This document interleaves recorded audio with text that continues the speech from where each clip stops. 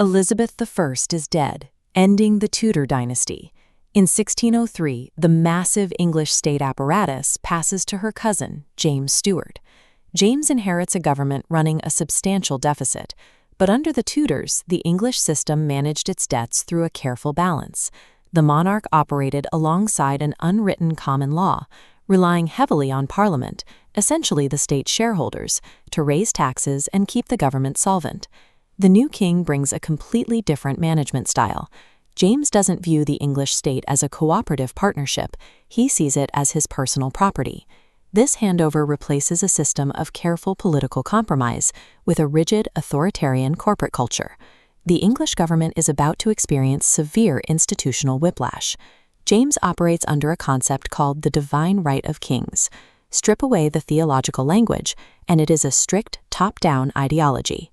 It asserts that the executive is accountable to no earthly authority, demanding total immunity from parliamentary oversight. He had already codified this philosophy in a manual called Basilicon Doron. In his own words, kings are the authors and makers of the laws. Parliament exists merely as an advisory council, a head court that the king can consult or ignore at his leisure. James delivers these absolute theories directly to the English Parliament. He stands before rooms of entrenched, powerful lawmakers, telling them their historic rights are irrelevant. By demanding absolute executive authority, James creates immediate structural friction with the exact group of people who possess the capital to keep his government running. The royal treasury begins to bleed gold. James runs an extravagant court, and creeping inflation accelerates the damage. By 1610, the administration is severely underwater, forcing the government to seek an urgent financial bailout. His chief minister drafts a restructuring plan called the Great Contract. The crown agrees to surrender its archaic, feudal revenue streams, specifically wardship and purveyance. In exchange, Parliament will grant a massive fixed annual budget of £200,000. For James, this liquidates highly unpopular tax methods and replaces them with guaranteed, stable funding that covers his operational costs. The lawmakers in the Commons do the math. If they provide the king with permanent financial independence, they surrender their only leverage over an executive who already refuses to be held accountable. Both sides abandon the deal. The collapse of the Great Contract proves that James's demand for total power is practically incompatible with a legislature that controls the money. Starved of parliamentary funds, James bypasses the legislature entirely.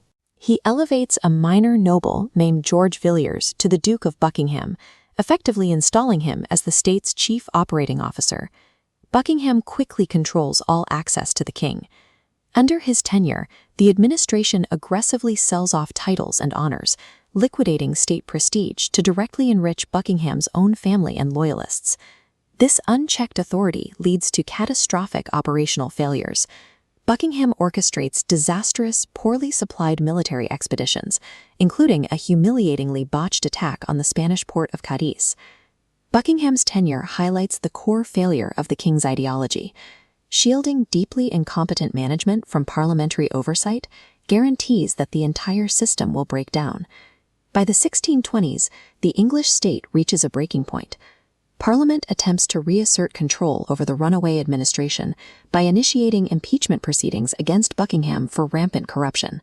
The executive strikes back. Rather than allow his chief operator to face an audit, the monarch completely dissolves Parliament. The government is now operating completely in the dark. It has zero legislative oversight, a bloated executive staff, and no legitimate mechanism to raise the capital it desperately needs. When James dies in 1625, he passes this broken apparatus to his son, Charles I. The incoming king inherits a bankrupt, deeply alienated state, primed for a hostile takeover. James's strict adherence to the divine right of kings acted as a toxic management philosophy.